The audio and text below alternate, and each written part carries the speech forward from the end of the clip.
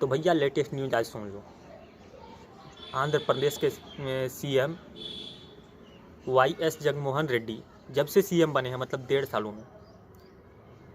सालों में 127 बार मंदिरों पर हमला हो चुका है। तो ये तो न्यूज़ थी भैया, ये तो न्यूज़, जिसको न्यूज़ से मतलब है वो ये वीडियो छोड़ सकता है, कोई दिक्कत नहीं है। लेकिन जिन्हें आगे जानना है ये सब क्यों हो रहा है और इसका हमारे सोसाइटी, समाज, हमारे सभ्यता पर क्या असर पड़ेगा, तो वो देखते रहिए, इस वीडियो को कंटिन्यू कीजिए। तो जब से वहाँ पर सीएम बने हैं 127 बार मंदिरों पर हमला किया गया है।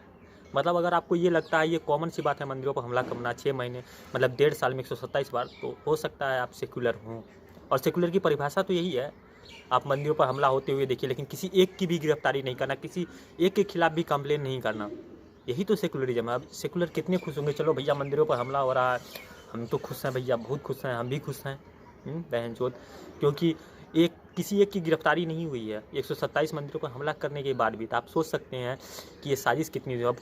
अब चलो ठीक है यार, गिरफ्तारी नहीं है, लेकिन ये भी है 127 मंदिरों पर हमला करने के बाद लोगों और पुलिस को, वहाँ पर आंध्र प्रदेश में पुलिस को भी ये पता तक नहीं चल पाया है कि उसके पीछे कौन है, शांति दूत हैं या कौन है।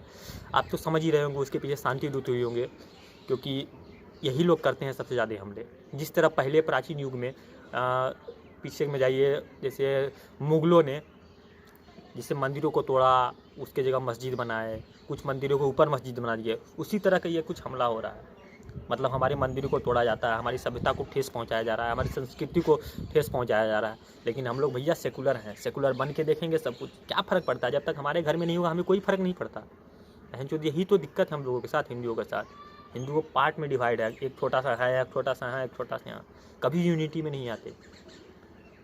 बहनचोद अब नहीं आओगे तो कब आओगे भैया? कब तक आंखों पे पट्टी बांधे रहोगे? कब तक सेकुलर बन के इस भारत देश को देखते रहोगे? कभी तो हिंदू बन के देखो। अरे भैया बहुत बन लिए सेकुलर, कभी हिंदू बन जाओ।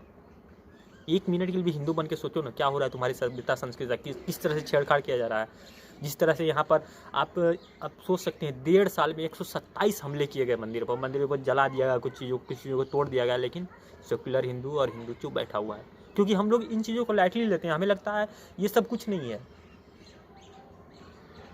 तो भैया तुम बैठे रहो, सेकुलर हो तो सेकुलर बन के बैठे रहो बहनचोद। सेकुलर होने से अच्छा है मर जाओ मादरचोदों।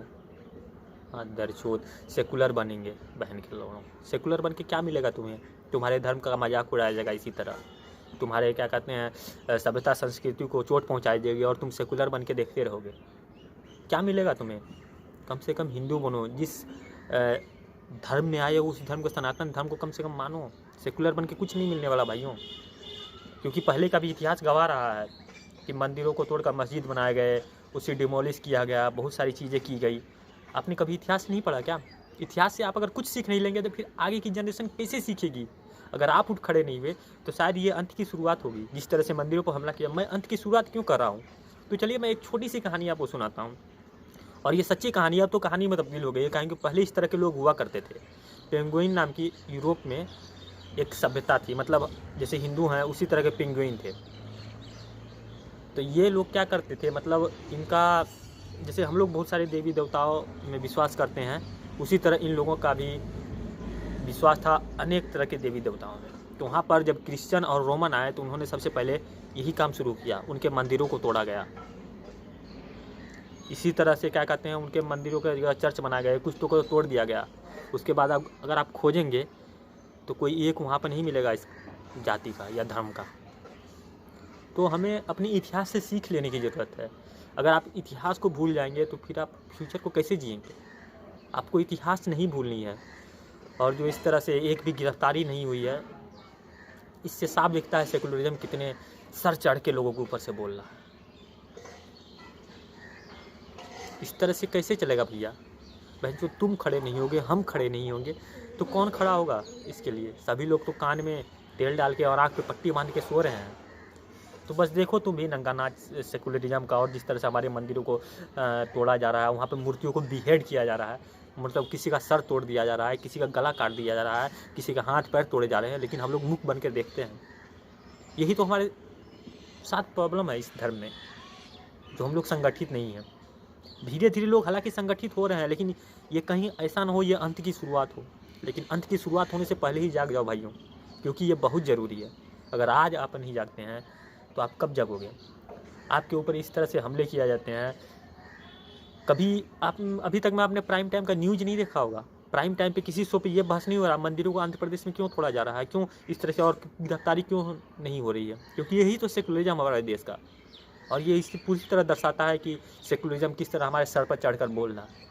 तो भैया सेकुलरिज्म जैसी गंदी सोच से बाहर निकलो बहनचोद। सेकुलरिज्म को लंड के नीचे दबा दो और आगे निकलो सेकुलरिज्म से।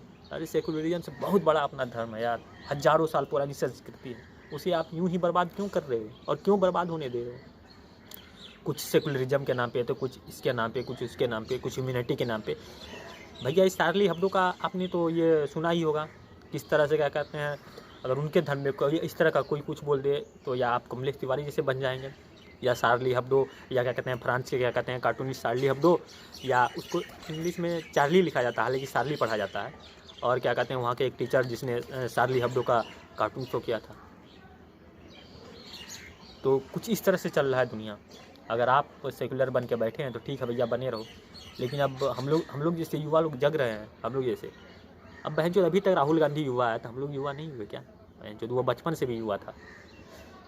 तो भैया बात इतनी सी है कि अब जगो, अंधभक्त मत बनो, भक्त बनो लेकिन अंधभक्त मत बनो। देखो तुम्हारी नज़र से तुम सब कुछ देख सकते हो यार, तुम डेली न्यूज़ पढ़ते हो, सोशल मीडिया से तुम जुड़े हुए हो, यूट्यूब पे हो, सब कुछ पे हो, फिर भी तुम जग नहीं रहे हो यार, हद है तुम्हारा। भैया कब तक सोए रहोगे? अपने धर्म को जगाओ, जो नहीं समझते उन्हें समझाओ अपने धर्म के बारे में, अपने धर्म की विशेषता बताओ, लोगों को इनकरेज करो अपने धर्म के प्रति। हम अपने बच्चों को नहीं पढ़ाते कि हमारा धर्म कैसा है, हमें अपने बच्चों को बताना चाहिए कि हमारा धर्म कैसा है। समझाओ, अब जो नहीं समझ पाते हिंदू लोग उन्हें समझाओ, उन्हें एकत्रित करो।